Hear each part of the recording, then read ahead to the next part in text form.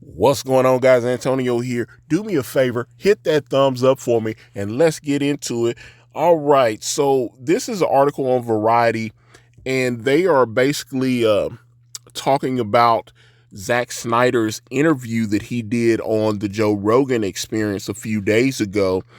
And basically, when Joe and Zack were talking, Zack Snyder said that more people saw Rebel Moon on Netflix than they watched Barbie in the theaters. And a lot of people were like, that's impossible.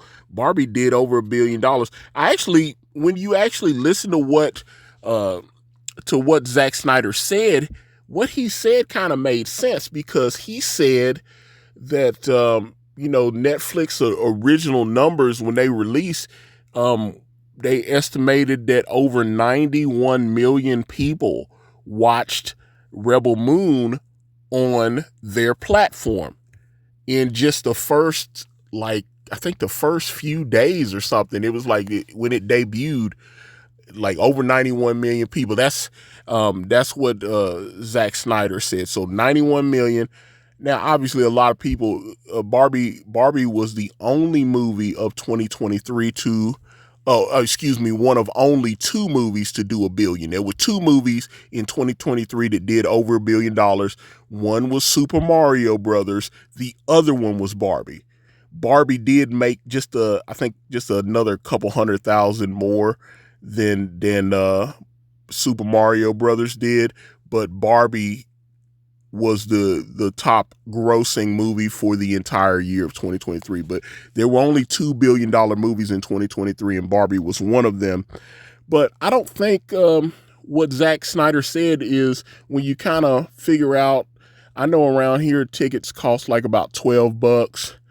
You do the math on it, and you divide it into $1 billion. It's not 91 million people now. But Barbie is on Max now, and when they put Barbie on Max, it broke all kind of streaming records on Max. So yeah, people now that it's on a streaming platform, its numbers are going up. But he didn't say that. He said more people watched Rebel Moon on Netflix than watched Barbie in the theaters. So like I said, he was getting dragged on social media for this comment. But when you actually do the math, if the numbers that he said Netflix gave him are accurate, he was actually telling the truth. I actually enjoyed his interview with Joe Rogan. And I reviewed Rebel Moon, about a month and a half ago. I think that video is still up. You can check my entertainment playlist. Because I was talking about how poor the Rotten Tomato scores are.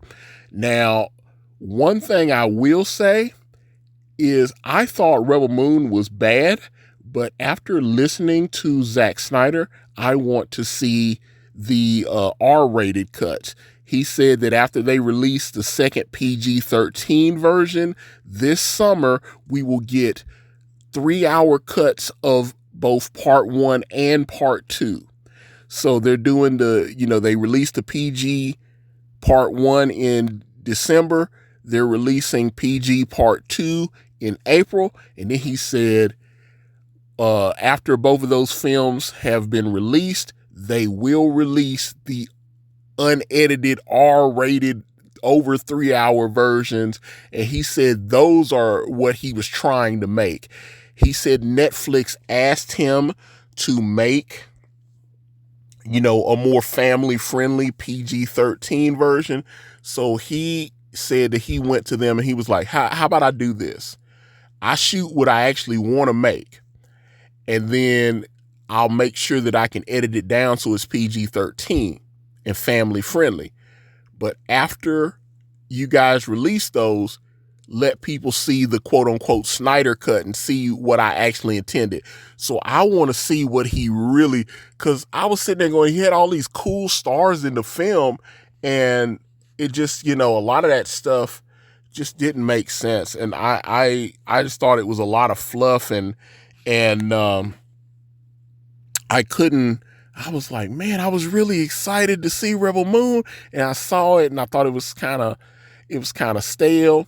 So I'm hoping that, they actually, they put the grit in there, they put the swear words back in there, extra hour of the grimy stuff that I want to see, and that we'll actually get the film that Zack Snyder had promised us because he wanted to make an R-rated Star Wars, and they said Disney had signed off on it, and then it fell through.